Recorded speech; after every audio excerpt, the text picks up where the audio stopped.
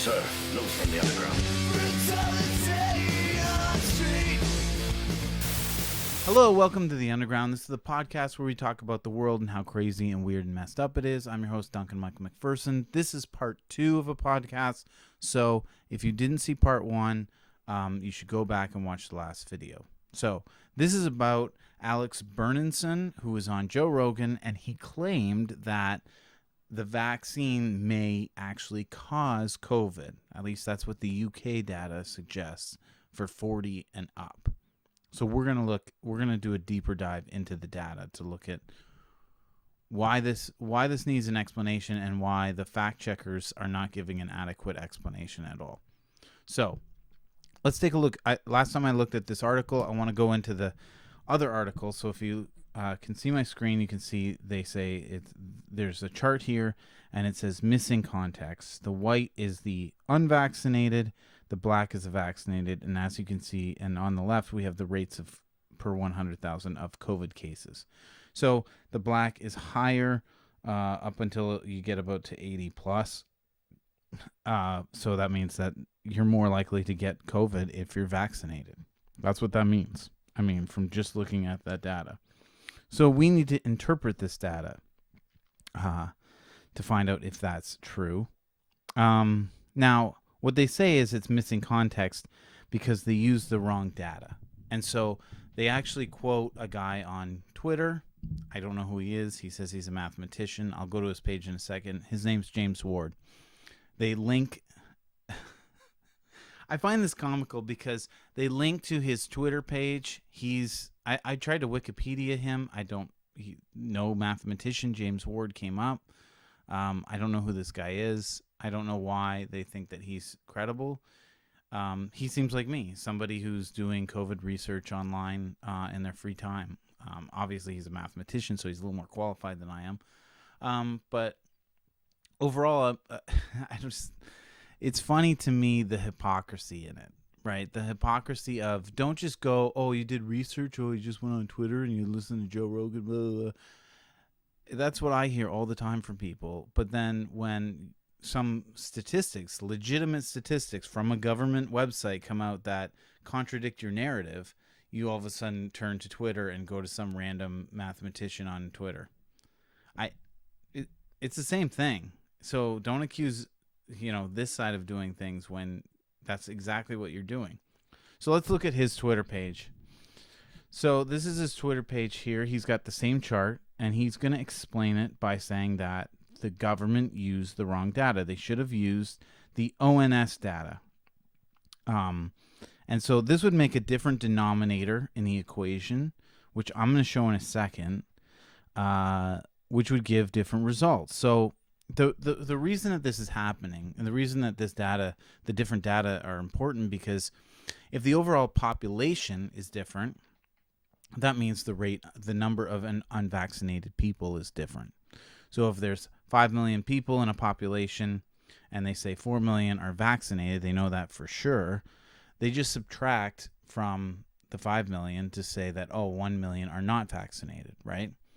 Now, there's some problems with this, including the fact that people with 1 dose don't count as vaccinated, which I don't know what that means. If you're not outside your 2-week window, you don't count as vaccinated. That could change statistics. I don't know. Anyway, there's problems.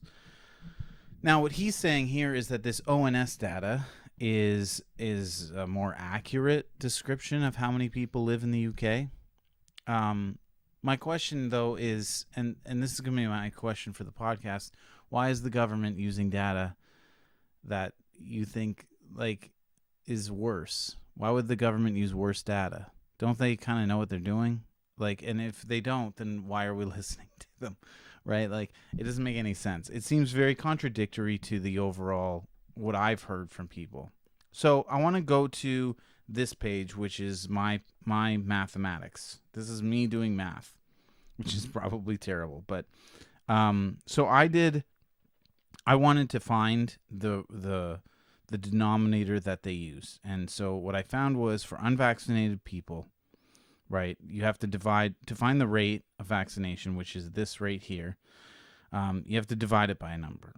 but I don't know what that number is. So I did some algebra, very basic, and I found that 1.7 million are unvaccinated in the age group of 40 to 49 in the UK. Okay. And now when you use this ONS data, at least according, because if we go back to James Ward's thing, he says that 2,000 people the rate should be 2,000 per 100,000 that catch COVID that are unvaccinated, instead of whatever this one was, 787 per 100,000. So that's a massive difference, And I'm going to show you how massive, because that means that the NIMS data, whatever it's called, that the government used, would give us 1.7 million people, whereas his data would give us 664,000 people that are unvaccinated. That's too big to be, like, what are we doing? What are we doing? If first of all, if the government data is that bad, doesn't that say something about the government, right? That they're incompetent, that they can't count, that they miscount by a third, right? Like times 3. You know, like that's crazy. More than times 3. If they're that bad at it, why are we listening to them? That's my question. Now, if I go to the population by age, so that's what this page is. It's from Statista. It's from the Office for National Statistics in the UK. Again, a government website.